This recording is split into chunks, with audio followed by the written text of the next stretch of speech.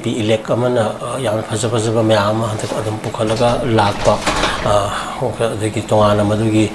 counter tawdana khotana khoi thesis antithesis ki oyo posak mayam thola agasu maduna anidu malem gi akhoi gi chanari ba ko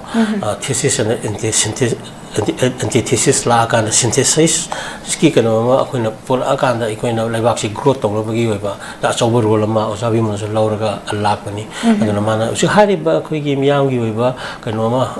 sidi adum sumba la aba ngatani miyam gi movement asida voice of the people is the voice of God box populi and a box D kana hari ga sudum la idina ko akana da sigi aduna hauji sho akhoi na yam to ni ben ojasana jawa na ga da hairam du central government sungam dragadi natraga state government sungam dragadi security forces sungam dragadi amiyam da angtang sinarodana amiyam da angtang sinarodana adu bauda kan ozana hairam badu angtang thado yeng halodana aduga amuk losalakpagi shanti kan tawrodana central government sungam dre state government sungam dre security forces sungam dre khalagadi to mina angtang berek tara karai dano mitranga ni kunindang laibirodana misam miyam sida angtang thado akanda angtang yengna halodana haibadu kari kai ge na haibu bogu yawramabani haibnida aduda bu aidina khai sengadong maleba ko madudagi lemho bojing adu da oina kan haigi ruling tawbiro gaina haning maramdi section daba daita lawdaba ko mayama akhina laibadu hauji su malan bagi miyam se apang bayam siri aduga even kan tawkiba sobi mayam sing adu yazabagi mahuta akhoi makata na hena tawra kan miyam sibu akhoi eta kan tawra ka lupa sing therapy ra khomni haigumba adagi amuksu kanoni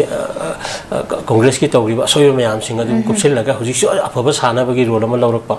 sigi marak sida miyam gi jabi mono hair iba posida miyam gi decision je masidi kanoni miyam gi mihut leiba particularly CSOs mayam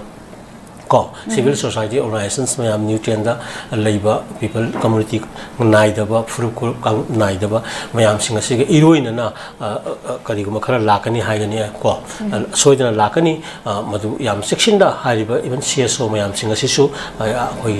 kanoni yam wana dum honaribani aduna mogi khare hena wana khona bigane na khali aduga particularly kanada karam decision wari miyam na logani aduga even kanoni as long as constitution india gi makha da na laithariba pot asida lakadoriba khara constitution manungda kadai phawbadi manipur gi apunbagi masang ngakadauba manipur gi misam mayam community mayam gi manaba khunai ma ngakna puthagdagi haibagi road map ama da tawrakana miyam gi consciousness tawrakanda chap chana matamduga chana ba tholakwa party aduna lead tawraga adum lakadaba pot adu madu miyam gi kano oi haibani wakhalon adum oi soidana su oirakani handakti kara kanni miyam se khatang su wakan khanma male ipa ipu gi ma event laiwoi khra mayam dugi kano isendo skara sapong la kusumali maramudona de sen na thunna natraga mitha hanbana handakti ya yadu mandina su khalli maramudona aduga yafam su thokte aikoi se khangen pham yoro tanjamani te tei matamdana khara yabe adjust torami hojiti khangen pham yoro tanjamani last ki aru mi kup sidai kone yeng hodrabadi aikoi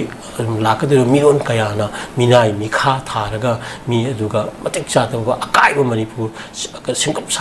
segai jong na kai ro mayam ta isa isu sina aikoi bu mapa poiba aikoi gi mathakta hatkan hanna laur kadaba matam do soidana adugi bopun sirona mangasi aikoi mion hingani haibo kisma thamge ngasi gi miron se masi an responsible laina yamna collectively wakhan khanbi ra ka tungi da makta generations to come aikoi miyang gi ba seng khonjin kholaw ma thopogi matam oire haina mai thamge ko yamna chumba yamna fazaba pham no jana thambi ki boza